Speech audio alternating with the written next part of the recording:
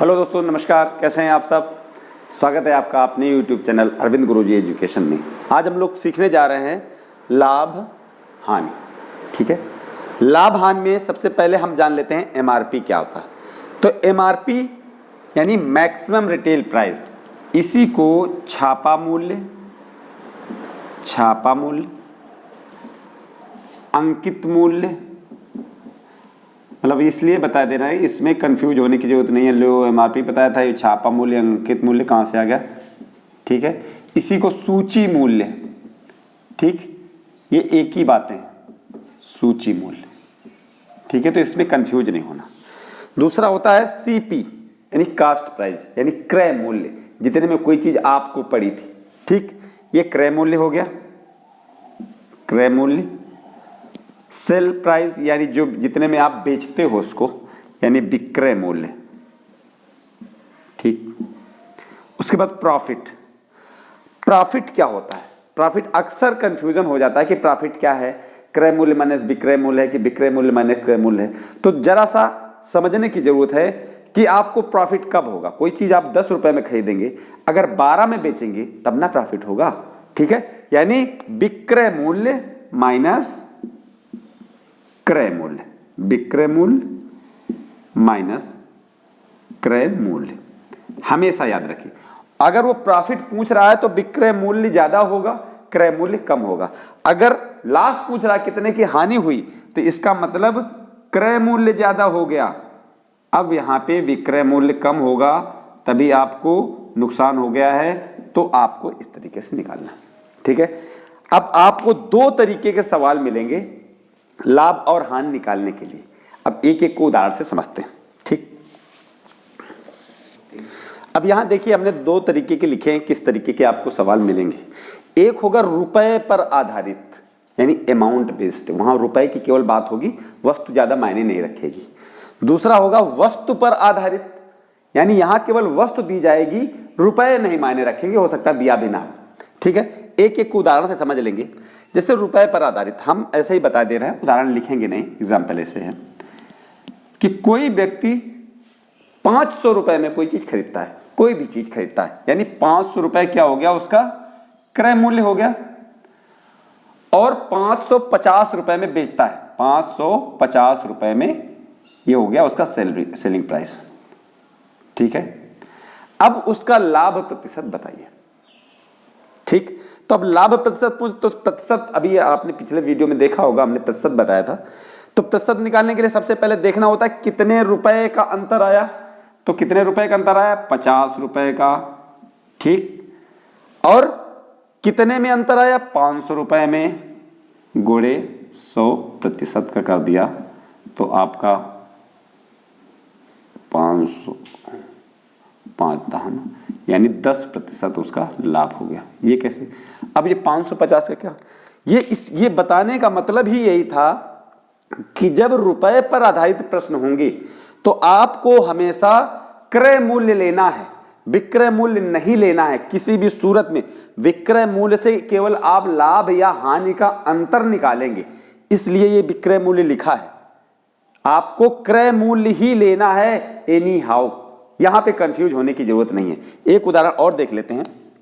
एक व्यक्ति मान लीजिए 500 रुपए में खरीदता है कोई चीज, 500 रुपए उसका क्रय मूल्य है, और 400 रुपए में बेचता है, ये सेलिंग प्राइस है। तो उसका लाभ या हानि प्रतिशत, तो 500 में खरीदता है, 400 में बेचता है, यानी हानि ही हुई है। तो ये 400 कहीं इस्तेमाल नहीं होगा, इसका इस्तेमाल केवल करेंगे हानि कितने रुपए की हुई है ये निकालने में।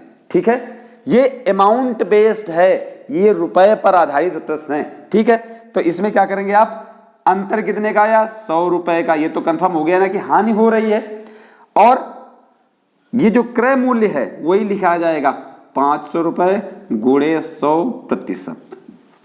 अगर आपने अभी प्रतिशत वाले नहीं सवाल पढ़े हैं तो पिछला वीडियो देखिए आप, प्रतिशत के सवाल नाम से है, तो उसमें आप समझ जाएंगे प्रतिशत कैसे निकालना होता है। 5 5 20 100, यानी कितने की? 20% की हानि हो गई। ठीक है, इसमें 20% की हानि हो गई। अब देखते हैं वस्तु पर आधारित प्रश्न किस तरीके के होते हैं। यहां देखिए हमने लिखा हुआ है 10 वस्तु का क्रय मूल्य 15 वस्तु के विक्रय मूल्य के बराबर है तो व्यापार में लाभ या हानि प्रतिशत बताओ। तो सबसे पहले हमें यह देखना है कि इसमें लाभ हुआ है कि हानि हुई। तो इस सवाल को केवल पढ़ के समझने की आवश्यकता है। जैसे 10 वस्तु, मान लेते हैं कि 10 वस्तु उसने 100 रुपए में खरीदी। अब वो 100 रुपया 15 वस्तुएं बेचने से मिलते हैं, यानी ये 5 वस्तुएं तो उसने अपने घर से दे दिया ना, तो इसमें क्या हुआ? हानि हुई। और ये किस तरह का सवाल है? वस्तु पर आधारित है। तो वस्तु पर आधारित है तो विक्रय मूल्य लिया जाएगा। अगर कीमत पर आधारित होता है तो क्रय मूल्य लिया जाता है। तो सबसे पहले इसमें देखना होता है, ये हानि हुई है तो हानि प्रतिशत बराबर हो जाएगा। हानि कितने की हुई? तो 5 वस्तुओं की हुई है। कितने में? 15 में हुई है, गुणे 100% का करेंगे तो 5 × 15, 5 × 20 = 100। अब ये कटेगा नहीं, मैं 20 × 5 = 100/3 यानी 33 सही 1/3% हानि हो गई। ये बात समझ में आई? एक उदाहरण और देख लेते हैं। यहां देखिए हमने लिखा हुआ है राम के 12 आम का क्रय मूल्य 8 आम के विक्रय मूल्य के बराबर है, लाभ या हानि प्रतिशत बताओ। अब तक लगभग समझ में आ गया होगा, अगर नहीं आया है तो फिर से समझ लेते हैं कि 12 आम मान लेते हैं कि उसने 100 रुपए में खरीदा और वो 100 रुपया कमाने के लिए वो 8 आम बेचता है और 100 रुपया उसके आ जाते हैं। यही तो 8 आम के विक्रय मूल्य के बराबर, यानी अभी 4 आम उसके बच गए। तो अंतर जो आया वो 4 आम का आया, वो भी फायदे का।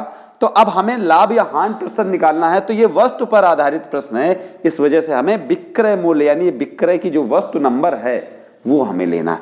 तो ठीक है, लाभ प्रतिशत, अब यहां पर ये पता हो गया कि लाभ प्रतिशत हमें निकालना है। तो लाभ प्रतिशत बराबर कितने का लाभ हुआ है? 12 में से 8 घटा देंगे, 4 आम का लाभ हुआ है। कितने में? 8 में, गुणा 100%। ये गुणा 100% का करेंगे। और ये प्रतिशत वाले सवाल का जो लिंक है हम इसी वीडियो के डिस्क्रिप्शन में दे देंगे, आप उसमें जाके देख सकते हैं। 4 दूना 8, 4 × 25 = 100, 2 दूनी 4, 25 दूनी 50, यानी 50% का उसको लाभ हुआ है। ठीक है, आशा करते हैं आपको ये दोनों तरह के सवाल समझ में आ गए हों। अगर कोई भी आपको समस्या आती है आप कमेंट करके बता सकते हैं। अगर ये चीज़ आपको आसान लगी तो आप अपने दोस्तों के साथ शेयर जरूर करिए। अगर चैनल में नए हैं तो इसको सब्सक्राइब भी करिए। Thank you.